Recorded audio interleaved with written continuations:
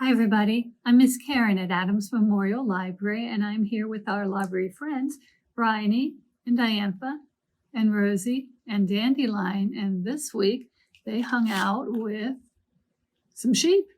They found stories about sheep for me to share with you today. Have you ever heard about, has anybody ever said to you, if you can't sleep, you could count sheep?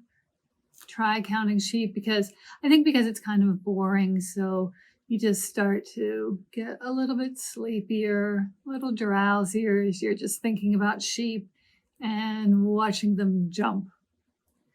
So a lot of these books about sheep are about jumping sheep.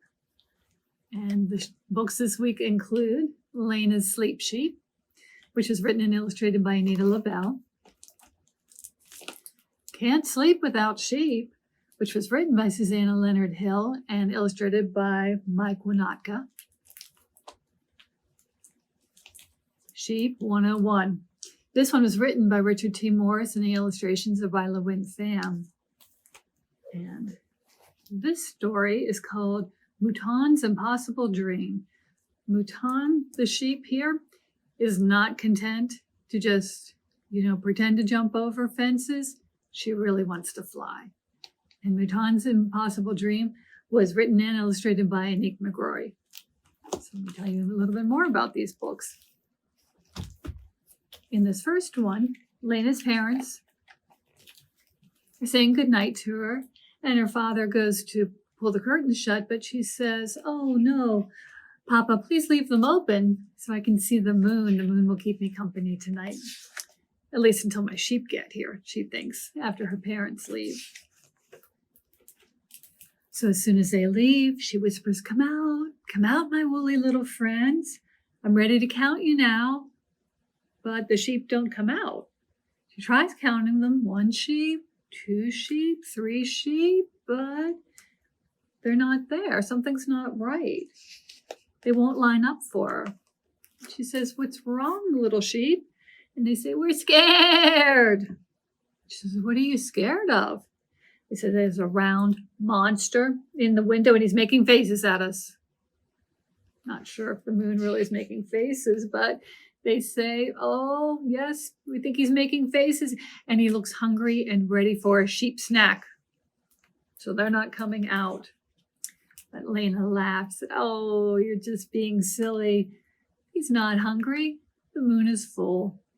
But she thinks she's got to do something to get them to line up so she can count them. So she tells them that I have a lot of costumes.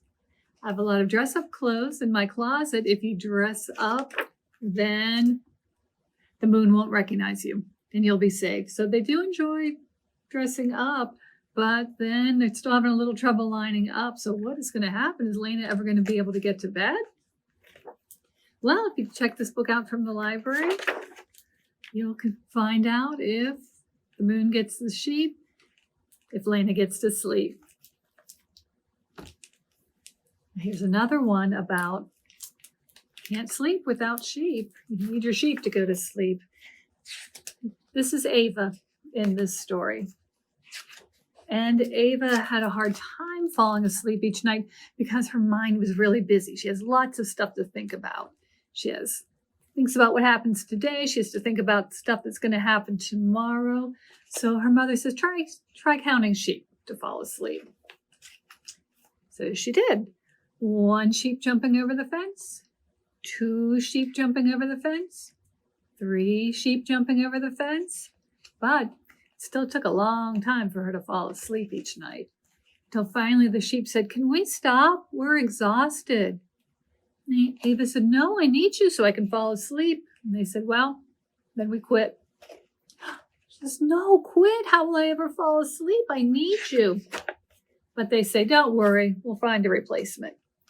So thought maybe horses. Horses are good at jumping over fences, except the horses were so good at jumping over fences and they were so pretty when they were doing that Ava just wanted to watch them and not fall asleep.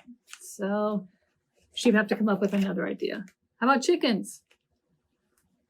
Chickens are less good at getting over the fence. Oh, but that also did not make Ava fall asleep. She just laughed and laughed at the chickens trying to get themselves over the fence. And the pigs, the pigs stopped for snacks. They weren't really interested in getting over the fence either. So this one you can find out who else gets to audition here. There are a lot of animals lined up for the job of helping Ava to get to sleep, but is it going to work? Is she ever going to get to sleep? When you check this book out, you can read about Ava's sheep and see what happens. Now, sometimes it just takes us a really long time to fall asleep. So you have to go through lots and lots of sheep. Sometimes you are up past your bedtime and you just are lying in bed and you want to fall asleep, but you just can't fall asleep. And that's what's happening to this friend. So he's counting a lot of sheep. 99. Oh, 99 sheep's a lot. 100. 101, but oop! Crash. Oh no. Uh-oh, here's sheep 102. Says, are you all right, 101? No, I'm stuck in the fence. Uh-oh. Oh, and the friend says, you guys aren't supposed to talk to each other, you know. This one says, do you see we've got a sheep down? This one says, go on without me, 102. We have to get him to sleep. 10-4, 101, but I've got my eyes on you, sleepyhead. Oh, poor sheep 101 is just stuck in the fence. Is sheep 101 going to get off the fence? Is, this poor child ever going to get to sleep? Well, read sheep 101 for yourselves and you can see what happens to them all. And this last story is based on a true story. In this, it talks about this sheep named Mouton who loves living in the barn of two brothers who are practicing all kinds of things to try to get to fly. She loves looking at all their drawings and all of their schematics for how they're going to do this. And every day she looks at the sky and dreams about flying. But her friend Canard the duck and Cocorico the rooster say, maybe sheep aren't ready to fly. But Mouton doesn't care. Oh, she would just love to fly. She watches the experiments that the brothers are doing. She looks at Canard the duck's feathers. When it's time for her, she thinks maybe she won't do it. She doesn't really have those wings to flap. But she still dreamed about flying at night. But then one day, the brothers take all their drawings and all their things in a cart and they leave. And so Mouton follows them all the way to the palace of the king. And then when she sees that basket, she climbs in with Canard and Cocorico. And then they get to see the king and queen. And after that, she hears that their dreams might come true. They're going to put the animals in the basket and look what happens. She's a sheep who gets to fly.